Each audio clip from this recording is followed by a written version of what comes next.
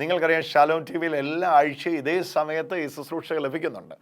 ഇതിനുവേണ്ടി കാത്തിരിക്കുന്ന 10,000-കണക്കിന് മക്കൾ ലോകം മുഴുവനുണ്ട്. അവരെല്ലാവരെയും ഞാൻ അഭിവാദനം ചെയ്യുന്നു. പ്രിയപ്പെട്ടവരെ, ഈ അവസരം ദൈവം നമുക്ക് തരികയാണ്. വചനം കേൾക്കാനും വചനം പഠിക്കാനുള്ള അവസരം. ഇത് എവിടുന്നെങ്കിലും എന്തെങ്കിലും വിശദീകരിക്കുകയല്ല. ഇത് തുടർമാനമായിട്ട് വാക്യങ്ങൾ എടുത്തുള്ള പഠനമാണ്. കൊരിന്ഥോസ് ലേഖനത്തിൻ്റെ പഠനത്തിന് ശേഷം അനേകർ ആവശ്യപ്പെട്ടു, ബ്രദറെ കൊളോസോസ് ലേഖനം വായിക്കണം, അതിനെക്കുറിച്ചൊന്ന് പഠിക്കണം. അങ്ങനെ ഇത് ഡയറി എഴുതി വെച്ച് പഠിക്കുന്ന ആയിരക്കണക്കിന് മക്കൾ ലോകം മുഴുവനുണ്ട്. അത് കൃപയുടെ നീർച്ചാലുകൾ പ്രേക്ഷകരാണ്. ഷാലോം ടി വിയിലൂടെ കാണുന്നവരുണ്ട്, ഇൻ്റർനെറ്റിലൂടെ ഇത് അപ്ലോഡ് ചെയ്യുന്ന ഉടനെ കാണുന്നവരുണ്ട്. ഒരാഴ്ച അപ്ലോഡ് ചെയ്തില്ലെങ്കിൽ കൃപയുടെ നീർച്ചാലുകൾ വന്നില്ലല്ലോ എന്ന് ചോദിച്ച് കാത്തിരിക്കുന്ന പ്രേക്ഷകരുണ്ട്. എല്ലാവരെയും ഞാൻ അഭിവാദനം ചെയ്യുകയാണ്. പ്രിയപ്പെട്ടവരെ, ഈ വചനം കേൾക്കാൻ ദൈവം നമുക്ക് അവസരം തരികയാണ്. കൊളോസോസ് ലേഖനമാണ്, 1-ാം അധ്യായമാണ്, 24-ാമത്തെ വചനമാണ്. വിജാതീയർക്കുള്ള ശുശ്രൂഷ എന്ന് പറഞ്ഞാണ് ഈ ഖണ്ഡിക ആരംഭിക്കുന്നത്. ഈ ഖണ്ഡിക 29 വരെയുള്ള വാക്യങ്ങളിലാണ് നിലനിൽക്കുന്നത്. 24 മുതൽ 29 വരെയുള്ള വാക്യം. പക്ഷേ ഇതിനകത്താണ് വിജാതീയർക്ക് വേണ്ടിയുള്ള രഹസ്യം പരിശുദ്ധാത്മാവ് വെളിപ്പെടുത്തുന്നത്. യഹൂദരല്ലാത്തവരെ എല്ലാം ബൈബിൾ വിളിച്ചിരിക്കുന്ന ഭാഷ വിജാതീയരെന്നാണ്. അങ്ങനെയാണെങ്കിൽ ഞാനൊരു വിജാതീയനാണ്, നിങ്ങളൊരു വിജാതീയനാണ്, നമ്മളെല്ലാവരും വിജാതീയരാണ്. വിജാതിയർക്ക് വേണ്ടിയുള്ള ശുശ്രൂഷ എന്ന് പറയുമ്പോൾ നമുക്ക് വേണ്ടിയുള്ള ശുശ്രൂഷയാണ്. എന്താണ് നമ്മെ ശുശ്രൂഷിക്കുമ്പോൾ പൗലുസ്ലീഹ എന്ന യഹൂദനോട് കർത്താവ് സംസാരിക്കുന്നത്? അതാണ് ഇവിടെ നമ്മൾ വായിക്കുന്നത്. നിങ്ങളെ പ്രതിയുള്ള പീഡകളിൽ ഞാൻ സന്തോഷിക്കുന്നു. കൊളോസോസ് ലേഖനം 1-ാം അധ്യായത്തിൻ്റെ 24-ാമത്തെ വചനം. നിങ്ങളെ പ്രതിയുള്ള പീഡകളിൽ ഞാൻ സന്തോഷിക്കുന്നു. പൗലുസ്ലീഹയ്ക്ക് വിജാതീയരെ ശുശ്രൂഷിച്ചു എന്നുള്ളതിൻ്റെ പേരിൽ, ഒന്നുകൂടെ ശ്രദ്ധിക്കുക, വിജാതീയരെ ശുശ്രൂഷിച്ചു എന്നുള്ളതിൻ്റെ പേരിൽ പീഡ സഹിക്കേണ്ടി വന്നിരുന്നു. നമുക്കറിയാം, പൗലോസ്ലീഹയെ പരിച്ഛേദനക്കാർക്ക് വേണ്ടി വിളിച്ചു എന്നല്ല പറയുന്നത്. പത്രോസ്ലീഹയെ പരിച്ഛേദനക്കാർക്ക് വേണ്ടി വിളിച്ചു, യഹൂദർക്ക് വേണ്ടി വിളിച്ചുവെങ്കിൽ പൗലോസ്ലീഹയെ വിജാതീയരുടെ അപ്പോസ്തോലൻ എന്ന് തന്നെയാണ് പരിചയപ്പെടുന്നത്. വിജാതീയരുടെ അപ്പോസ്തോലനായ പൗലോസ്ലീഹ. അപ്പോൾ ആ അപ്പോസ്തോലൻ്റെ വിളിക്കകത്ത് എന്തുണ്ടെന്നാണ് പറയുന്നത്? നിങ്ങളെ പ്രതിയുള്ള പീഡകളിൽ ഞാൻ സന്തോഷിക്കുന്നു. വിജാതീയരുടെ അപ്പോസ്തോലൻ എന്ന തരത്തിൽ തനിക്ക് വിളി കിട്ടിയപ്പോൾ തന്നെ വലിയ പീഡ തനിക്ക് അത് സംബന്ധിച്ചുണ്ട് എന്നാണ് ഈ വാക്യത്തിൽ വിശദീകരിക്കുന്നത്. സഭയാകുന്ന തൻ്റെ ശരീരത്തിന് വേണ്ടി, സഭയാകുന്ന തൻ്റെ ശരീരത്തെ പ്രതി ക്രിസ്തുവിന് സഹിക്കേണ്ടി വന്ന പീഡകളുടെ കുറവ് എൻ്റെ ശരീരത്തിൽ ഞാൻ നികത്തുന്നു. ക്രിസ്തുവിൻ്റെ ശരീരത്തിൽ സഹിക്കേണ്ടി വന്ന പീഡകളുടെ കുറവ് എൻ്റെ ശരീരത്തിൽ ഞാൻ നികത്തുന്നു.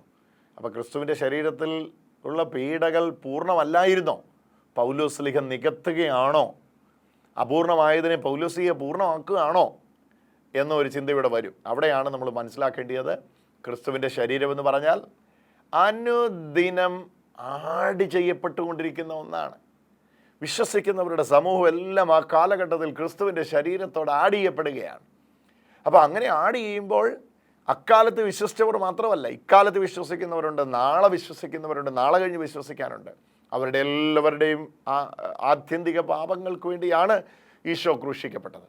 എന്നാൽ ഇന്ന് പൗലോസ്ലീഹ സഹിക്കുമ്പോൾ ആ സഹനം ഈശോയുടെ സഹനത്തോട് ആഡ് ചെയ്യപ്പെടുന്നു എന്നാണ് പറയുന്നത്. ഹല്ലേലൂയ എന്ന് പറഞ്ഞാൽ ഈശോ സഹിച്ചത് തന്നെയാണ് ഞാനും സഹിക്കുന്നത്. സഹനം വഴിയാണ് ഈശോ സഭയെ നേടിയത്. സഹനം വഴിയാണ് ഞാനും സഭയ്ക്ക് വേണ്ടി ജീവിക്കുന്നത്. അതാണ്, ആ ചിന്തയാണ്. സഹനം വഴി ഈശോ സഭയ്ക്കായി ജീവിച്ചു, സഭയെ പ്രസവിച്ചു, സഭയ്ക്ക് ജന്മം നൽകി. സഹനത്തിലൂടെ ഈശോ ജന്മം നൽകിയ സഭയ്ക്ക് സഹനത്തിലൂടെ പൗലോസ്ലീഹ വർധനവ് കൊടുക്കുന്നു, വ്യക്തികളെ കൊടുക്കുന്നു. അപ്പോൾ പൗലോസ്ലീഹയ്ക്ക് വിജാതീയർക്ക് വേണ്ടിയുള്ള രഹസ്യം വെളിപ്പെടുത്തുന്നതിൽ വലിയ പീഡ സഹിക്കേണ്ടി വന്നുവെന്ന് കൊളോസോസ് 1:24. നിങ്ങളെ പ്രതിയുള്ള പീഡകളിൽ ഞാൻ സന്തോഷിക്കുന്നു. സഭയാകുന്ന തൻ്റെ ശരീരത്തെ പ്രതി ക്രിസ്തുവിന് സഹിക്കേണ്ടി വന്ന പീഡകളുടെ കുറവ് എൻ്റെ ശരീരത്തിൽ ഞാൻ നികത്തുന്നു. നിങ്ങൾക്ക് വേണ്ടി ദൈവം എന്നെ ഭരമേൽപ്പിച്ച ദൗത്യം വഴി ഞാൻ സഭയുടെ ശുശ്രൂഷകനായി ദൈവവചനം പൂർണ്ണമായി വെളിപ്പെടുത്തുക എന്നതായിരുന്നു ആ ദൗത്യം. ദൈവവചനം പൂർണ്ണമായി വെളിപ്പെടുത്തുക എന്ന ഒരു ദൗത്യം തനിക്ക് ലഭിച്ചിരിക്കുന്നു. ഈ വാക്യങ്ങളൊക്കെ മുഖവരയായിട്ടാണ് ഈ രഹസ്യത്തെ പറയുന്നത്. എന്നിട്ട് 26-ാം വാക്യത്തിലാണ് യുഗങ്ങളുടെയും തലമുറകളുടെയും ആരംഭം മുതൽ മറച്ചു വെക്കപ്പെട്ടിരുന്ന ആ രഹസ്യം അവിടുന്ന് ഇപ്പോൾ തൻ്റെ വിശുദ്ധന്മാർക്ക് വെളിപ്പെടുത്തിയിരിക്കുന്നു. ആ രഹസ്യത്തിൻ്റെ മഹത്വം വിജാതിയർക്കിടയിൽ എത്ര ശ്രേഷ്ഠമാണെന്ന് വിശുദ്ധർക്ക് വെളിപ്പെടുത്തി കൊടുക്കുവാൻ അവിടുന്ന് തീരുമാനിച്ചു. ഈ രഹസ്യമാകട്ടെ മഹത്വത്തെക്കുറിച്ചുള്ള പ്രത്യാശയായ ക്രിസ്തു നിങ്ങളിലുണ്ട് എന്നത് തന്നെ. അപ്പോൾ ഇത് ഈ വലിയൊരു രഹസ്യത്തിലേക്ക് പരിശുദ്ധാത്മാവ് പൗലോസ്ലീഹയെ കൊണ്ടുപോവുകയാണ്. ഏതാണ് ആ രഹസ്യം?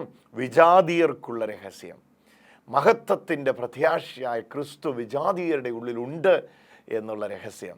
യഹൂദർക്ക് ക്രിസ്തു ഉണ്ട് എന്ന് പറയുമ്പോൾ അവരുടെ വാഗ്ദാനം ചെയ്ത മശിഹയുണ്ട് എന്ന അർത്ഥമാണ് വരുന്നത്.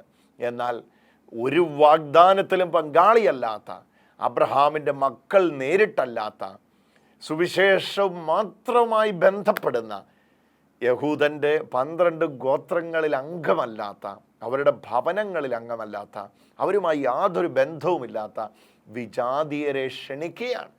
എങ്ങോട്ടാണ് വിജാതീയരെ ക്ഷണിക്കുന്നത്? വിജാതീയരെ ക്ഷണിക്കുന്നത് കർത്താവായ യേശുക്രിസ്തുവിൻ്റെ ശരീരത്തിലേക്കാണ്. വിജാതീയർക്കുള്ളിലിരിക്കുന്ന ക്രിസ്തു, അത് ഒന്ന് ആവർത്തിച്ച് ഞാൻ പറയട്ടെ, വിജാതീയർക്ക് ഉള്ളിലിരിക്കുന്ന ക്രിസ്തു, അതാണ് ആ രഹസ്യം പൗലോസ്ലീഹയ്ക്ക് ദൈവം വെളിപ്പെടുത്തി കൊടുക്കുന്നത്. 25-ാമത്തെ വാക്യം നോക്കൂ. നിങ്ങൾക്ക് വേണ്ടി ദൈവം എന്നെ ഭരമേൽപ്പിച്ച ദൗത്യം വഴി ഞാൻ സഭയുടെ ശുശ്രൂഷകനായി ദൈവവചനം പൂർണ്ണമായി വെളിപ്പെടുത്തുക എന്നതാണ് ആ ദൗത്യം. ദൈവവചനം പൂർണ്ണമായി വെളിപ്പെടുത്തുകയാണ്. എന്താണ് ആ ദൈവവചനം പൂർണ്ണമായി വെളിപ്പെടുത്തുന്നത്? യുഗങ്ങളുടെയും തലമുറകളുടെയും ആരംഭം മുതൽ മറയ്ക്കപ്പെട്ടിരുന്ന ഈ രഹസ്യം ഇപ്പോൾ അവിടുന്ന് തൻ്റെ വിശുദ്ധന്മാർക്ക് വെളിപ്പെടുത്തിയിരിക്കുന്നു. അപ്പോക്കാലിപ്സിസ് ആണ്. യുഗങ്ങൾക്കും തലമുറകൾക്കും മറഞ്ഞു കിടന്ന രഹസ്യം. യുഗങ്ങളാണ്, വർഷങ്ങളല്ല. വർഷങ്ങൾ കൂടി ചേരുന്നതിനെയാണ് യുഗങ്ങളെന്ന് പറയുന്നത്. ഡിസ്പെൻസേഷൻസ് ആണ്, ഏജസ് ആണ്. ഏജസ് ആൻഡ് ജനറേഷൻസ് ആണ്. ഡിസ്പെൻസേഷൻ ആൻഡ് ജിനിയോസ് ആണ്.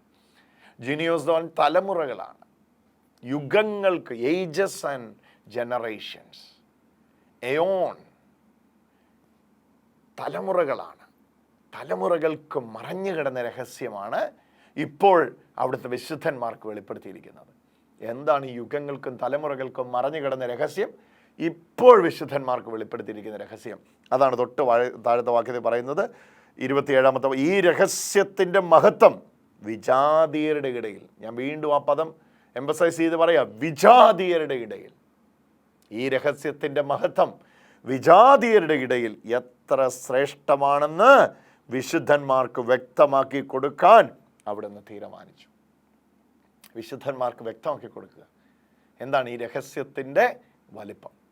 ഏത് രഹസ്യത്തിൻ്റെ വലിപ്പം? അതാണ് നമ്മളിവിടെ പറയുന്നത്. ഈ രഹസ്യം ഇപ്പോൾ തൻ്റെ വിശുദ്ധന്മാർക്ക് വെളിപ്പെടുത്തിയിരിക്കുന്നു. ഈ രഹസ്യത്തിൻ്റെ മഹത്വം, ഈ രഹസ്യത്തിന് വലിയ മഹത്വമുണ്ട്. അത് എവിടെയാണ്? വിജാതിയർക്കിടയിൽ അത് ശ്രേഷ്ഠമാണ്. മഹത്വപൂർണ്ണമായ രഹസ്യമാണ്. വിജാതിയരുടെ ഇടയിൽ ശ്രേഷ്ഠമാണ് രഹസ്യം. എന്താണ് ആ രഹസ്യം?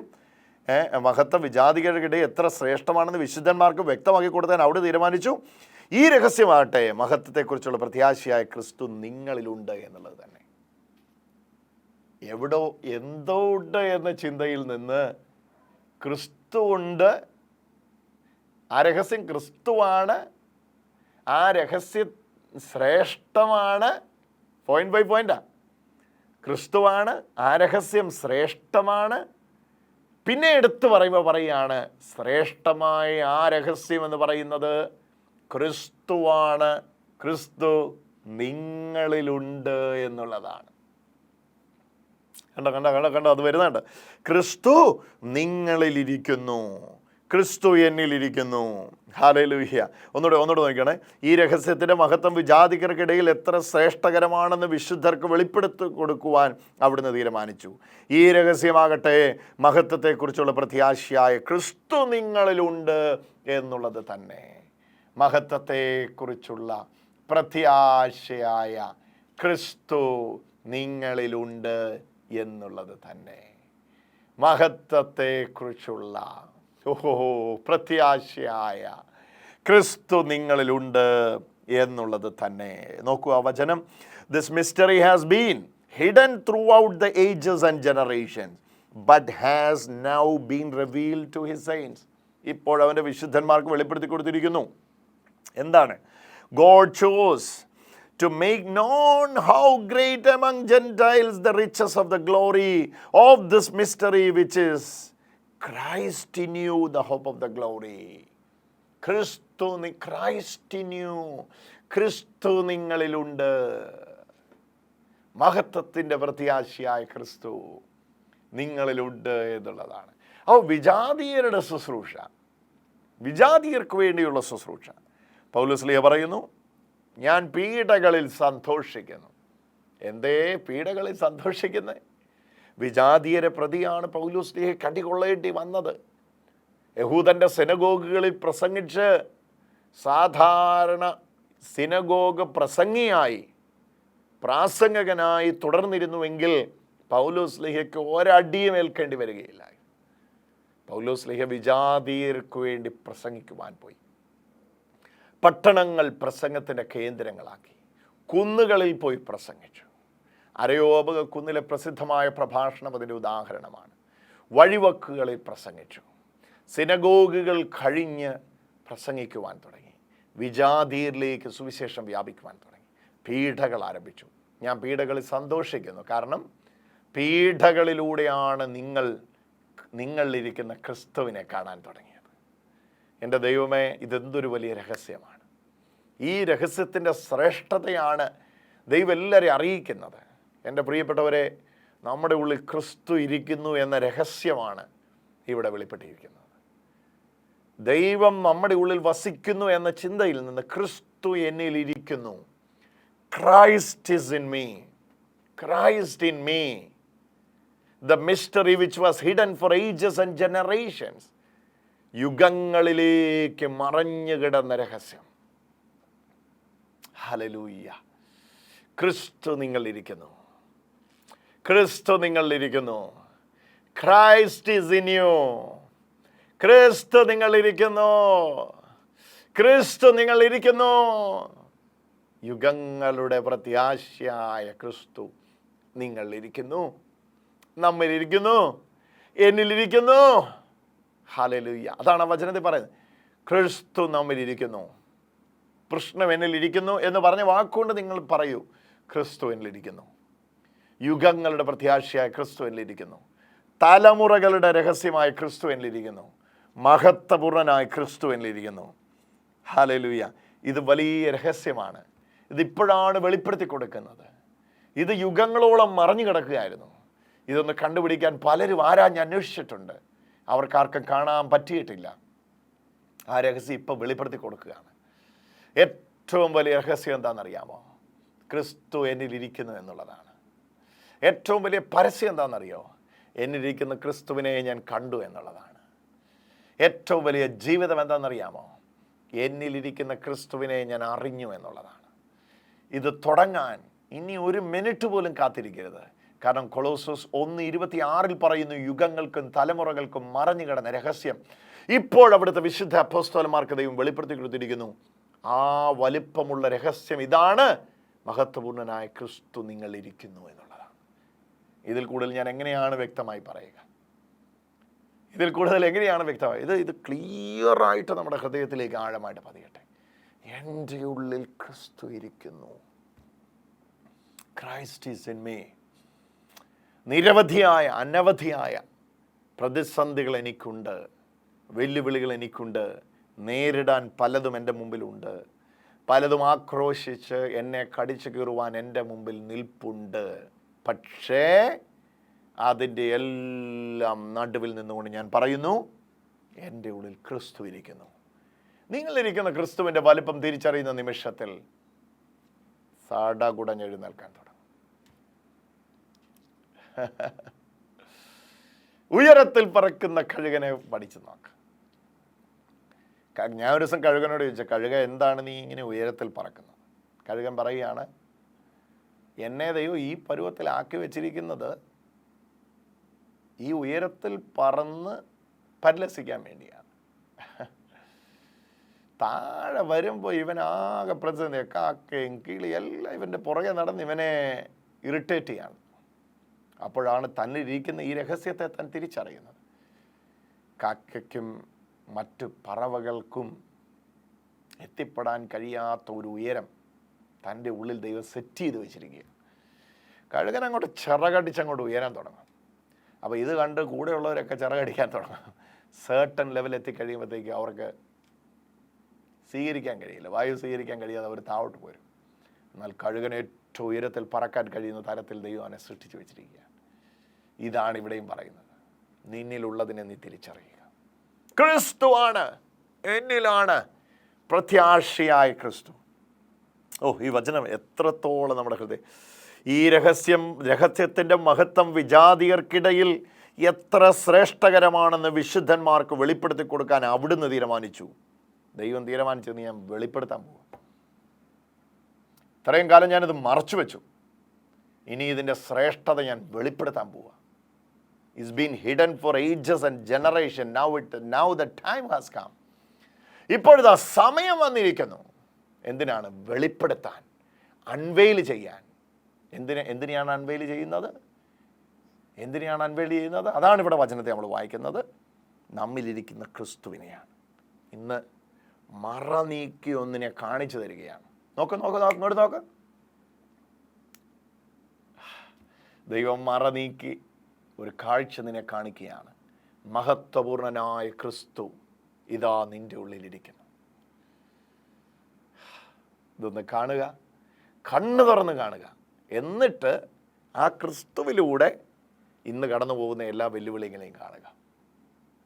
നിന്നാൽ, ക്രിസ്തുവിനാൽ എനിക്ക് ഒറ്റയ്ക്ക് അതിനെ നേരിടാൻ കഴിയുകയില്ല, എനിക്കൊറ്റയ്ക്ക് അതിനെ ഓവർകം ചെയ്യാൻ കഴിയുകയില്ല. എന്നിലിരിക്കുന്ന ക്രിസ്തുവിലൂടെ ഞാനതിനെ ഓവർകം ചെയ്യും. ഞാനതിൽ ജയാളിയാണെന്ന് മാത്രമല്ല, ജയാളിയെ ജയിച്ചവനാണ് ഞാൻ. ആ തൻ്റെ ഇടം നമ്മുടെ ശിരകളിലേക്ക് വ്യാപിക്കട്ടെ, അസ്ഥിധമനികളിലേക്ക് വ്യാപിക്കട്ടെ. തുടിക്കുന്ന ഒരു മനസ്സ്, അചഞ്ചലമായൊരു വിശ്വാസത്തിൻ്റെ ആഴം നമ്മുടെ ഹൃദയങ്ങളിലേക്ക് പരിശുദ്ധാത്മാവായിട്ട് വിതയ്ക്കുകയാണ്. സ്വീകരിച്ചോ മനസ്സോടെ? പരിശുദ്ധാത്മാവിൽ നിറഞ്ഞ് സ്വീകരിച്ചു, അഭിഷേകത്തിൽ നിറഞ്ഞ് സ്വീകരിച്ചു. അതിൻ്റെ സമയമായി പ്രിയപ്പെട്ടവരെ. വേറെ ഒന്നും നിങ്ങൾ കാണണ്ട, വേറെ ഒന്നിനെക്കുറിച്ച് നിങ്ങൾ കേൾക്കണ്ട. കൊളോസ്സസ് 1:27 മഹത്വത്തിൻ്റെ പ്രത്യാശയായ ക്രിസ്തു നിങ്ങളിലുണ്ട്, എന്നിലുണ്ട്.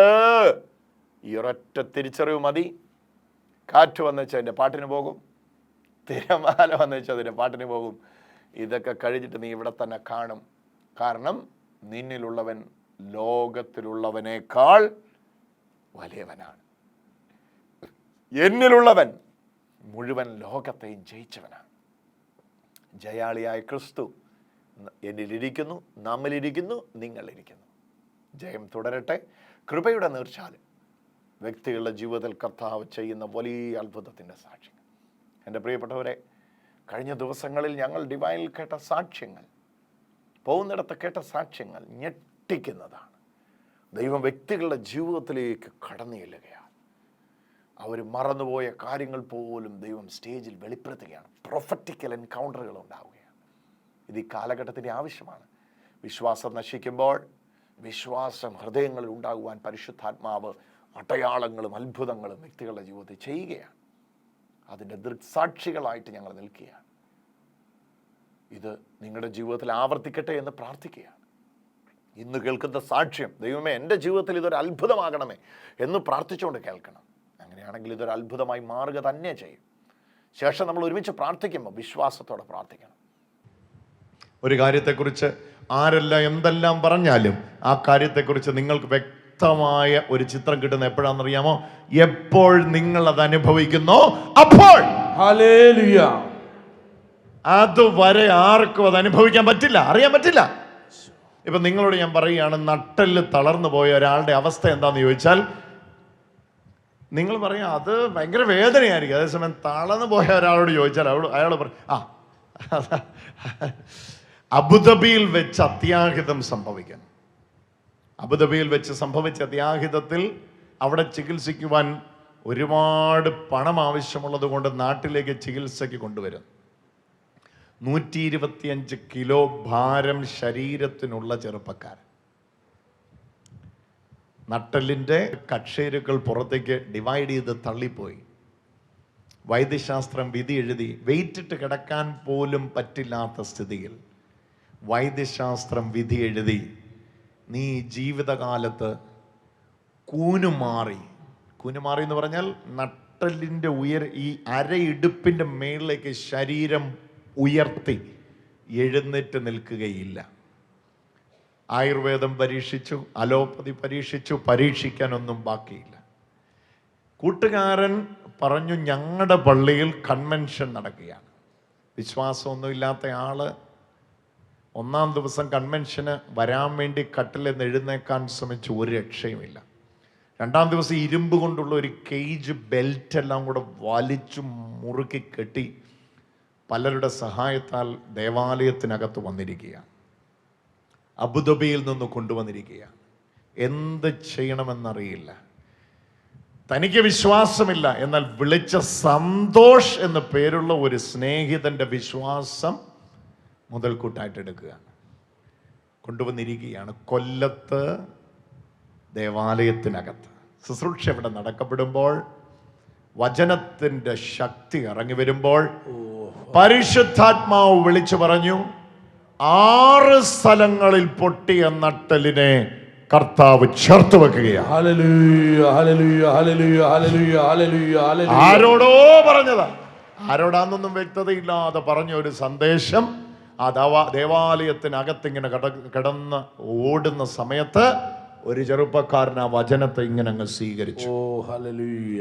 അവന് വിശ്വാസമില്ല, അവന്റെ കൂട്ടുകാരൻ പറഞ്ഞു വിട്ടതാ. പക്ഷേ വിശ്വാസം അവിശ്വാസ അന്ധതയാണെങ്കിൽ വിശ്വാസം തുറവിയാണ്, കാഴ്ചയാണ്. ഇന്ന് രാവിലെ ഞാൻ ഡിവൈൻ ധ്യാന കേന്ദ്രത്തിലേക്ക് വന്നപ്പം ആ തടിമാടൻ ചെറുപ്പക്കാരൻ എന്നെ വഴി പിടിച്ചു നിർത്തി ചോദിച്ചു, എന്നെ മനസ്സിലായോ എന്ന്. ഞാൻ പറഞ്ഞു, എനിക്ക് മനസ്സിലായില്ല, ഞാൻ എന്നും ഇങ്ങനെ ആൾക്കാരെ കാണുന്നതാ. ബ്രദറെ, കൊല്ലത്ത് വെച്ച് സംഭവിച്ച ആ സൗഖ്യത്തിന്റെ ആള് ഞാനാ. ഞാൻ ഡിവൈൻ ധ്യാന കേന്ദ്രത്തിൽ 4 ദിവസമായിട്ട് ധ്യാനിച്ചുകൊണ്ടിരിക്കുക. കൈയടിച്ചൊന്ന് കർത്താവിന് ആരാധന.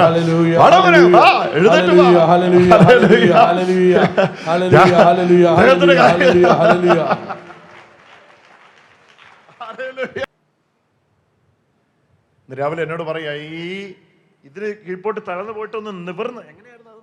ഞാൻ നട്ടല് ചരിഞ്ഞു പോയി. ഞാൻ 90-100 വയസ്സുള്ളവർ നടക്കുന്ന കണ്ടിട്ടുണ്ടോ? ഇങ്ങനെ ചരിഞ്ഞു പോയി. എനിക്ക് നേരെ നിൽക്കാൻ പറ്റാത്തൊരവസ്ഥയിലായിപ്പോയിരുന്നു. എന്ത് ചെയ്യണമെന്നൊരു പിടിയും ഇല്ലാതെ അവിടെ നിന്ന് നാട്ടിലെത്തിയതിന് ശേഷം പല ട്രീറ്റ്മെൻറ്റും എടുത്തു, ഒരു രക്ഷയുമില്ല.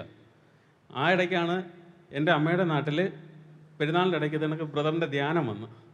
അത് 3 ദിവസമേ ബ്രദറിന് അവിടെ ധ്യാനമുള്ളൂ. ആദ്യത്തെ ദിവസം വരാനായിട്ട് ഞാൻ ഒരുങ്ങി. എനിക്ക് ഒട്ടും പറ്റുന്നില്ല. കാര്യം വെച്ചാൽ കിടക്കുന്ന എണ്ണീറ്റ് ഞാൻ വീണു പോയതാണ്. എനിക്ക് നേരെ കിടക്കാനും പറ്റത്തില്ല, കമന്ന് കിടക്കുന്നത്. കാര്യം വെച്ചാൽ ഒരു കസേര പോലും ഒരു 5 മിനിറ്റ് തികച്ചിരിക്കത്തില്ല, ഇരിക്കാൻ പറ്റത്തില്ല. അത്രയ്ക്കും ബുദ്ധിമുട്ടിൽ ഞാൻ അനുഭവിച്ചിരുന്ന സമയത്താണ് ഞാൻ ധ്യാനത്തിന് പങ്കെടുക്കുന്നത്. അവിടെ വന്നപ്പോൾ അവിശ്വാസവും വിശ്വാസം, ആ ഫാക്ടർ ഒന്ന് പറഞ്ഞു, എങ്ങനെയായിരുന്നു അത്? ആദ്യം എന്നോട് ഇന്ന് രാവിലെ എന്നോട് കാണാൻ പറഞ്ഞില്ല.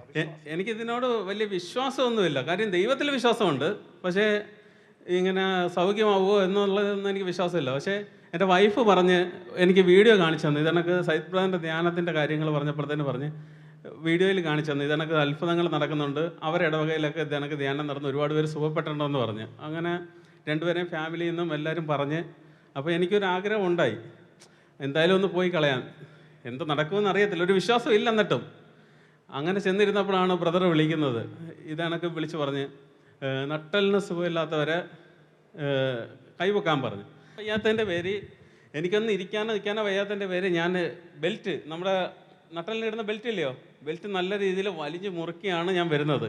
കാര്യം എനിക്ക് നിൽക്കാനും പറ്റത്തില്ല, ഇന്ന് ഇരിക്കാനും ഭയങ്കര ബുദ്ധിമുട്ട്. ഞാൻ കടിച്ചു പിടിച്ച് വേദന സഹിച്ച് നിൽക്കുകയാണ്. അങ്ങനെ അവിടെ ഇരുന്ന സമയത്താണ് ഇതെനക്ക് ബ്രദർ വിളിച്ച് പറയുന്നത്. പറയുമ്പോഴത്തേന് എനിക്കൊരു മടി. ഞാൻ നിങ്ങളെ കണക്ക് തന്നെ ഇതെനക്ക് ഒരുപാട് പേരിരിക്കുക, ഇടയ്ക്ക് ഇരുന്നിട്ട് എനിക്ക് കൈവെക്കാനായിട്ട് ഭയങ്കര മടി എന്ന് വെച്ചാൽ, ഒന്നാമത് ഞാനൊരു ചെറുപ്പക്കാരൻ, അതിൻ്റെ ഇടയിൽ നോക്കുമ്പോൾ തന്നെ എല്ലാവരെയും കൂടെ നിന്നിട്ട് കൈ വെക്കാനായിട്ട് ഭയങ്കര ബുദ്ധിമുട്ടും മടിയുമായിരുന്നു. അപ്പം വൈഫ് പറഞ്ഞ് കൈ വെക്ക്, നിങ്ങൾ തന്നെയാണ്. അപ്പോൾ ഞാൻ കൈ പൊക്കിയപ്പോൾ തന്നെ ബ്രദർ തിരിഞ്ഞു നോക്കിയത് തന്നെ. അപ്പോൾ പറഞ്ഞ് കൈ പൊക്കി എറിഞ്ഞ് വരാൻ പറഞ്ഞു. എന്താണെന്നറിയാൻ വയ്യ, പെട്ടെന്ന് തന്നെ ഞാൻ എണ്ണീറ്റ് നടന്ന് ചെന്ന് കൈ അടിച്ചൊന്ന് സ്തുതിക്കാം. ഇവിടെ ധ്യാനിക്കുക അല്ലേ? ഇവിടെ ധ്യാനിക്കുക. ഇപ്പോൾ കഴിഞ്ഞ ആഴ്ച വരാനിരുന്നായിരുന്നു. കഴിഞ്ഞ ആഴ്ച വരാനായിട്ട് ഞാൻ ഞായറാഴ്ച ഞങ്ങൾ ഒരുങ്ങാനിരുന്നപ്പോൾ തന്നെ എനിക്കൊരു ഫംഗ്ഷൻ ഉണ്ടായിരുന്നു. അപ്പോൾ അത് കഴിഞ്ഞിട്ട് തിങ്കളാഴ്ച പറയട്ടെ, തിങ്കളാഴ്ച വരാമെന്ന് പറഞ്ഞ് രാവിലെ ഒരുങ്ങാനായിട്ടിരുന്നപ്പോൾ തന്നെ രാത്രി തൊട്ട് വയറ്റിന് സുഖമില്ലാതായി. അത് ഭയങ്കര ഒരു ബുദ്ധിമുട്ടായിരുന്നു എനിക്ക്. പിന്നെ ആ ആഴ്ച വരാൻ പറ്റാതായി. പിന്നെ ഞങ്ങൾ തീരുമാനിച്ചു ഇനി അടുത്ത ആഴ്ച പോവാം. പക്ഷേ ഇവിടെ ബ്രദറിൻ്റെ ധ്യാനം ഉണ്ടായിരുന്നത് ഞാൻ പ്രതീക്ഷിച്ചൊന്നുമില്ല, ഇങ്ങനെ കേട്ടിട്ടുണ്ട്. അപ്പോൾ ഇവിടെ വന്നത് ഞാൻ കൗൺസിലിംഗ് കൂടിയപ്പോഴാണ് പറയുന്നത് കഴിഞ്ഞ ആഴ്ച ബ്രദറിൻ്റെ ധ്യാനത്തിന് വന്നില്ല, ഈ ആഴ്ച എന്തായാലും കാണുമായിരിക്കുമെന്ന്. ഞാൻ പറഞ്ഞു ഇന്ന കണക്കൊരു അനുഭവം എനിക്കുണ്ട്, എനിക്കതിൽ കിട്ടിയ സൗഖ്യം എനിക്കൊന്ന് പറയണമെന്ന് പറഞ്ഞു. കാര്യം അന്ന് ആശുപത്രിയിൽ ഈ ധ്യാനത്തിന് പോകുന്നതിന് മുമ്പ് ഞാൻ എല്ലാ ട്രീറ്റ്മെൻറ്റും കഴിഞ്ഞ് കൊല്ലത്തൊരു പ്രൈവറ്റ് ആശുപത്രിയിൽ നിന്ന് തന്നെ നല്ലൊരു എമൗണ്ടിലൊക്കെ MRI സ്കാനിങ്ങും എല്ലാം ചെയ്തിട്ടും അവരെന്നോട് പറഞ്ഞത് ഇത് കണക്ക് ഡിസ്ക് പുറത്തോട്ട് തന്നെ നിൽക്കുകയാണ്, ഓപ്പറേഷൻ വേണമെന്നാണ് പറഞ്ഞത്. എന്നാൽ ഈ ധ്യാനം കൂടി കഴിഞ്ഞ് പിന്നീട് എനിക്ക് ആ വിശ്വാസം ഏറ്റെടുക്കാൻ അക്സെപ്റ്റ് ചെയ്യാൻ പറ്റിയിട്ടില്ല. കുറേ നാൾ ഞാൻ വീണ്ടും വൈഫിനോട് ചോദിക്കും, ഒന്ന് നോക്കി എൻ്റെ നട്ടലിൽ ചെറുതായിട്ട് പുറത്തോട്ടുണ്ടോ എന്നൊരു സംശയം, അവിടെ വളവുണ്ടോ തിരിവുണ്ടോ എന്നൊക്കെ ഞാൻ ചോദിക്കും. പക്ഷേ എന്നിട്ടും എനിക്ക് അക്സെപ്റ്റ് ചെയ്യാൻ പറ്റുന്നില്ല. അയാൾ പറയും ഇയാൾ വിശ്വസിക്കുമ്പോൾ എല്ലാം മാറിയത് ആ ഒരു ഇതിൽ ദൈവം തൊട്ടതല്ലേ, പിന്നെ എന്താണ് വിശ്വസിക്കാത്ത? എന്നാലും എനിക്കൊരു വിശ്വാസം പോരാ. എന്നിട്ടും ഞാൻ ഇങ്ങനെ കുറേ ഇതിങ്ങനെ ബൾജ് ചെയ്ത് പുറത്തേക്ക് നിൽക്കും. സാധാരണ അവസ്ഥയല്ലത്. നമ്മൾ വിചാരിക്കും നട്ടൽ ഇങ്ങനെ നിൽക്കുന്നതാണ്. ഇതിങ്ങനെ പുറത്തേക്ക് തള്ളിയിട്ട് ഇങ്ങനെ ഇയാൾക്ക് ഇവിടെ തൊടുമ്പോൾ അറിയാൻ പറ്റും സൈഡിലേക്ക് ഇങ്ങനെ സ്കോളിയോസിസ് എന്ന് പറയും, നട്ടൽ വളഞ്ഞിട്ട് ഇങ്ങനെ സൈഡിലേക്ക് പോകുന്ന അവസ്ഥ. അങ്ങനെയാണ് ബോഡി കംപ്ലീറ്റ് ഇതായി പോയത്. ഇത് എന്താ ഇതെന്താ അറിയാം, അവിശ്വാസം അന്ധതയാണെങ്കിൽ വിശ്വാസം കാഴ്ചയാണ്. നിങ്ങളൊന്ന് പറഞ്ഞു നോക്കിയത്, അവിശ്വാസം അന്ധതയാണെങ്കിൽ വിശ്വാസം കാഴ്ചയാണ്. പിതാവിൻ്റെയും പുത്രൻ്റെയും പരിശുദ്ധാത്മാവിൻ്റെയും നാമത്തിൽ ആമേൻ. സ്വർഗസ്നായ ഞങ്ങളുടെ പിതാവേ, അങ്ങയുടെ നാമം പൂജിതമാകണമേ, അങ്ങയുടെ രാജ്യം വരണമേ, അങ്ങയുടെ തിരുമനസ്സ് സ്വർഗത്തിലെ പോലെ ഭൂമിയിലുമാകണമേ. അന്നു വേണ്ടുന്ന ആഹാരം ഇന്നും ഞങ്ങൾക്ക് തരണമേ. ഞങ്ങളുടെ തെറ്റ് ചെയ്യുന്നവരോട് ഞങ്ങൾ ക്ഷമിക്കുന്ന പോലെ ഞങ്ങളുടെ തെറ്റുകളും പാപങ്ങളും ഞങ്ങളോടും ക്ഷമിക്കണമേ. ഞങ്ങളെ പ്രലോഭനത്തിൽ വീഴാൻ സമ്മതിക്കരുതേ, തിന്മയിൽ ഞങ്ങളെ എന്തുകൊണ്ടെന്നാൽ രാജ്യവും ശക്തിയും മഹത്വവും എന്നേക്കും അങ്ങയുടേതാകുന്നു. ആമേൻ. കർത്താവേ, ഇതാ ഇന്ന് ഈ വചനം കേൾക്കുന്ന ഒരുപാട് മക്കൾ അവർ കടന്നു പോകുന്ന പ്രതിസന്ധികളെ കാണുന്നു, പക്ഷെ അവരിലിരിക്കുന്ന ക്രിസ്തുവിനെ അറിയുന്നില്ല. ക്രിസ്തുവിനെയും കൊണ്ട് ഇതിനെ മുഴുവൻ വിജയിക്കാൻ കഴിയുമെന്ന് മാത്രമല്ല, ഈ നാമോ നമ്മെ സ്നേഹിച്ചവൻ മുഖാന്തരം ഇവയിലെല്ലാം പൂർണ്ണ ജയം വരിച്ചിരിക്കുന്നു എന്ന ഉറപ്പ് ഹൃദയങ്ങളിൽ പകരണമേ. മനസ്സുകൾ ഉറപ്പിക്കണമേ. തളർന്നിരിക്കുന്ന ഹൃദയങ്ങളെ ആശ്വസിപ്പിക്കണമേ.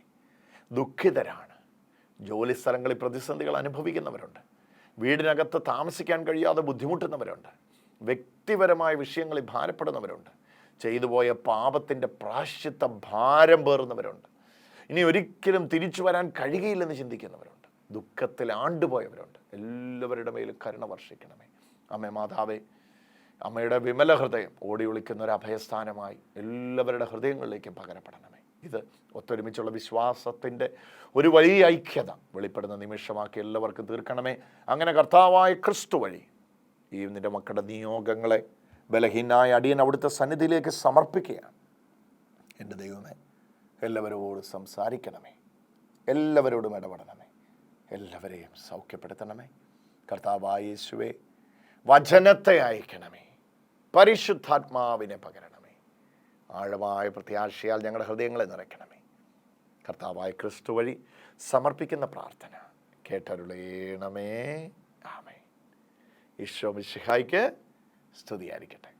കൃപയുടെ നീർച്ചാലുകൾ അടുത്ത ആഴ്ച ഇതേ സമയം നമ്മൾ ഒരുമിച്ച് കേൾക്കും വരെയും കൊളോസസ് ലേഖനം നമുക്ക് ധ്യാനിക്കാം. 1-ാം അധ്യായത്തിൻ്റെ 23 മുതലുള്ള വചനങ്ങൾ നമുക്ക് ധ്യാനിക്കാം. ഒഴുകട്ടെ കൃപയുടെ നീർച്ചാലുകൾ.